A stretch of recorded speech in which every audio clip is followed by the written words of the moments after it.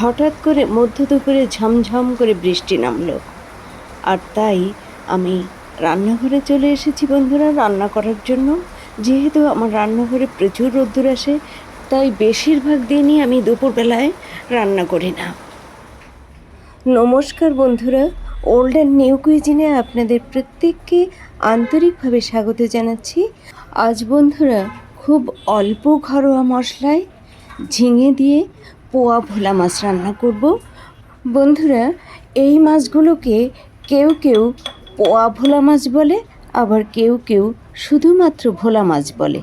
আজ খুব অল্প উপকরণে এবং ঘরোয়া মশলায় বন্ধুরা এই ঝিঙে দিয়ে পোয়া ভোলা মাছের একটা পাতলা ঝোল করব। আর এই পাতলা ঝোল বন্ধুরা আমি খেয়েছিলাম সাদা ভাতের সঙ্গে, খুবই অপূর্ব স্বাদের হয়েছিল। তো বন্ধুরা, আপনারা যদি পুরো রান্নাটি দেখেন তাহলে বুঝতে পারবেন যে কত অল্প মশলায় এবং অল্প উপকরণে এই ঝিঙে দিয়ে পোয়া ভোলা মাছের পাতলা ঝোল রান্না করেছি। তাহলে আমার সঙ্গে থেকে দেখুন ঝিঙে দিয়ে পোয়া ভোলা মাছের ঝোল রান্না। আশা করি আপনাদের ভালো লাগবে।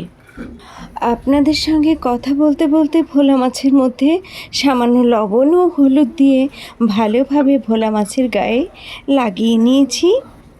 এবার অফ ক্যামেরায় ঝিঙে কেটে নেব, তার সঙ্গে আরও কয়েকটা উপকরণ যেগুলো আমি এই ঝিঙে দিয়ে পোয়া ভোলা মাছের পাতলা ঝোলে ব্যবহার করেছি সেগুলো কেটে নেব। বন্ধুরা শুধুমাত্র হলুদ গুঁড়ো ছাড়া প্রায় সব মশলাই আমি ঘরে গুঁড়ো করে তারপর রান্না করি। তো রান্না করতে এসে দেখি আমার জিরে গুঁড়ো ফুরিয়ে গেছে, তাই এই সময় একটু জিরে গুঁড়ো বানিয়ে নিচ্ছি। জিরেগুলো আগেই ঝেড়ে বেছে রেখেছিলাম, তবু আর একবার চেলে নিচ্ছি এই চালনিতে ফেলে।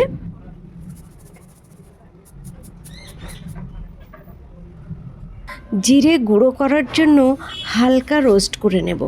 তো বন্ধুরা, এজন্য এই কড়াইটাকে একদম লো ফ্লেমে গরম করে নিয়ে এর মধ্যে জিরে হালকা রোস্ট করে নিচ্ছি।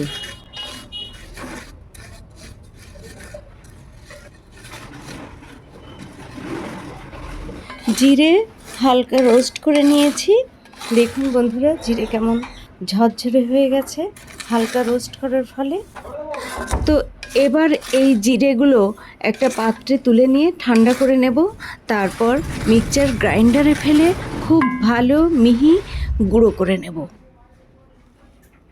পোয়া ভোলা মাছ বা ভোলা মাছ এই ধরনের মাছ ভেজে নেওয়ার জন্য আমি লবণ হলুদের সঙ্গে সামান্য চালের গুঁড়ো বা কর্নফ্লাওয়ার ব্যবহার করে থাকি।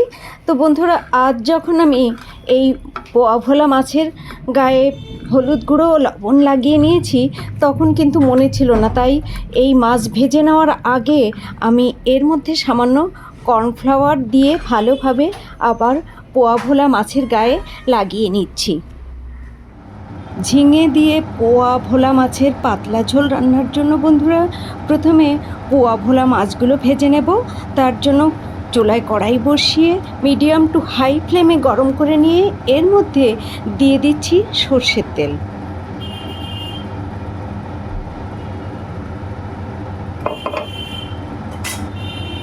তেল গরম হয়ে গেছে, তাই খুন্তির সাহায্যে কড়াইয়ের গায়ে তেল ভালোভাবে লাগিয়ে দিয়ে এই গরম তেলে একে একে কয়েকটি পোয়া ভোলা মাছ দিয়ে চুলার ফ্লেম মিডিয়ামে রেখে পোয়া ভোলা মাছের দুপাশ বেশ ভালোভাবে ভেজে নেব।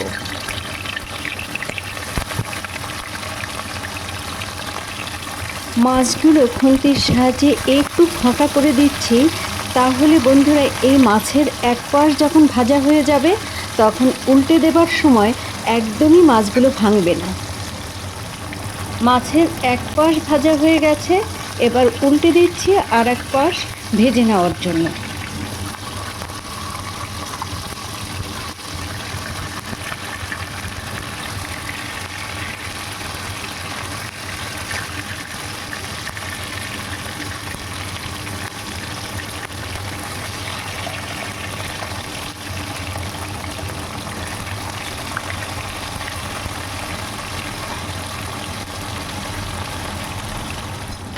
মাছগুলো ভালোভাবে ভেজে নিয়েছি, এরপর কড়াই থেকে তুলে নিচ্ছি।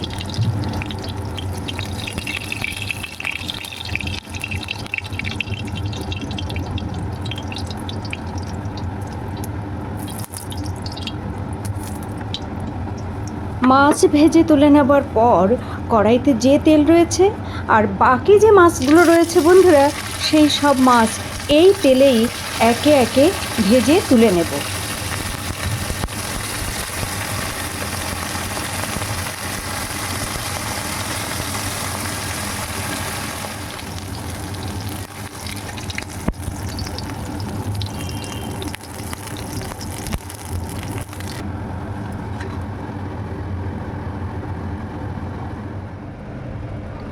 দেখুন বন্ধুরা, মাছ ভেজে এই পাত্রে তুলে নিয়েছি। ঝিঙে কেটে নিয়েছি, টমেটো কেটে নিয়েছি, আর পেঁয়াজ একটু বড় বড় করে কেটে নিয়েছি বন্ধুরা, কাঁচা লঙ্কা চিড়ে নিয়েছি। আর এদিকে দেখুন জিরে গুঁড়ো করে নিয়েছি। তাহলে আসুন বন্ধুরা, সব উপকরণ যখন রেডি হয়ে গেছে, এবার ঝিঙে দিয়ে পোয়া ভোলা মাছের ঘরোয়া মশলায় পাতলা ঝোল রান্না করি। সব পোয়া ভোলা মাছ ভাজার জন্য কড়াইয়ের তেল শেষ হয়ে গেছে, তাই আবারও কড়াইতে সর্ষের তেল দিচ্ছি। তেল গরম হয়ে গেছে, এবার এই গরম তেলে শুকনো লঙ্কার দানা, রাঁধুনি ও দুটো শুকনো লঙ্কা ফোড়ন দিচ্ছি। ফোড়ন নেড়ে চেড়ে হালকা ব্রাউন কালার হলে এর মধ্যে দিয়ে দেব আধা চা চামচ আদা রসুনের পেস্ট। আদা রসুনের পেস্ট ফোড়নের সঙ্গে ভালোভাবে নেড়ে চেড়ে 30 সেকেন্ডের মতো সময় ধরে ভেজে নিয়ে বন্ধুরা, এর মধ্যে একে একে দিয়ে দেব সেই মোটা করে কেটে রাখা পেঁয়াজ, ঝিঙে ও টমেটো।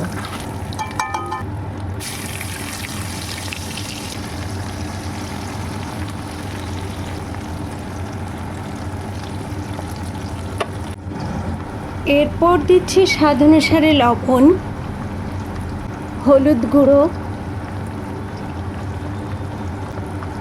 ধনে গুঁড়ো ও জিরে গুঁড়ো।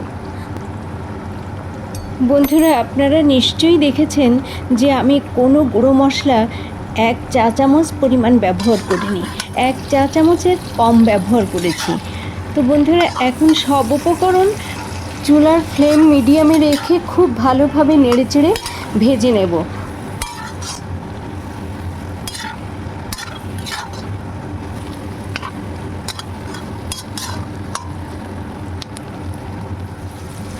সব উপকরণ খুব ভালোভাবে নেড়েচেড়ে প্রায় মিনিট 3 ভেজে নেওয়ার পর বন্ধুরা দেখুন, ঝিঙে ঠিক এরকম নরম হয়ে গেছে। তো এ পর্যায়ে আমি এর মধ্যে সেই ভেজে রাখা পোয়া ভোলা মাছ ও চেরা কাঁচা লঙ্কা দিয়ে দেব, এবং একই সঙ্গে ঝোলের জন্য বন্ধুরা এর মধ্যে দিয়ে দেব পরিমাণ মতো গরম জল।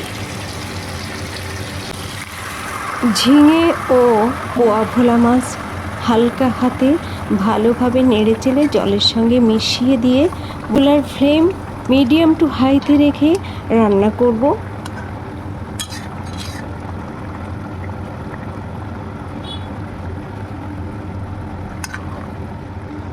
ঝোল খুব ভালোভাবে টকবক করে ফুটছে। ঠিক এ পর্যায়ে বন্ধুরা এর মধ্যে দিয়ে দিচ্ছি আধখানা সুগার ফ্রি ট্যাবলেট। আমি সুগার ফ্রি ট্যাবলেট ব্যবহার করেছি, আপনারা সামান্য চিনি ব্যবহার করতে পারেন অথবা নাও পারেন। যদি চিনি ব্যবহার না করেন তাহলে ঝিঙে দিয়ে রান্না পোয়া ভোলা মাছের ঘরোয়া পাতলা ঝোলের সামান্যতম স্বাদের তারতম্য হতে পারে। সুগার ফ্রি ট্যাবলেট দিয়ে ঝোলের সঙ্গে ভালোভাবে আলতো হাতে মিশিয়ে দিয়েছি বন্ধুরা। এখন বেশ টকবক করে ফুটিয়ে রান্না করে ঝোল কমিয়ে নেব। ঝিঙে দিয়ে পোয়া ভোলা মাছের ঝোল ভালোভাবে টকবক করে ফুটিয়ে রান্না করে ঝোল কমিয়ে নিয়েছি বন্ধুরা। এ পর্যায়ে আমার রান্না কিন্তু হয়ে গেছে, আর চুলাও বন্ধ করে দিচ্ছি। চুলা বন্ধ করে দেওয়ার পরেও বন্ধুরা দেখুন লোহার কড়াইতে রান্না করেছি, তাই এই ঝিঙে দিয়ে পোয়া ভোলা মাছের ঘরোয়া ঝোলে এখনও বুদবুদ হচ্ছে। আপনারা তো দেখেছেন বন্ধুরা যে কত অল্প মশলায় ঝিঙে দিয়ে পোয়া ভোলা মাছের ঘরোয়া পাতলা ঝোল রান্না করেছি। আর সাদা ভাতের সঙ্গে এই ঝিঙে দিয়ে পোয়া ভোলা মাছের ঘরোয়া পাতলা ঝোল খেতে দুর্দান্ত হয়েছিল বন্ধুরা। আপনারা যদি সময় এবং সুযোগ পান তাহলে এই রেসিপিতে একবারটি ঝিঙে দিয়ে পোয়া ভোলা মাছের ঘরোয়া পাতলা ঝোল রান্না করে খেয়ে দেখবেন। আশা করি আপনার এবং আপনার পরিবারের সদস্যদের খুবই ভালো লাগবে। আজ এ পর্যন্তই। এতক্ষণ ধরে আমার যে সকল বন্ধু আমার পাশে থেকে অতি ধৈর্য সহকারে এই ঝিঙে দিয়ে পোয়া ভোলা মাছের ঘরোয়া পাতলা ঝোল রান্না দেখলেন, তাদের প্রত্যেককে এবং ভবিষ্যতে যারা দেখবেন সেই সকল বন্ধুদেরকে অনেক অনেক ধন্যবাদ। ভালো থাকুন, সুস্থ থাকুন, আবারও দেখা হবে পরবর্তীতে।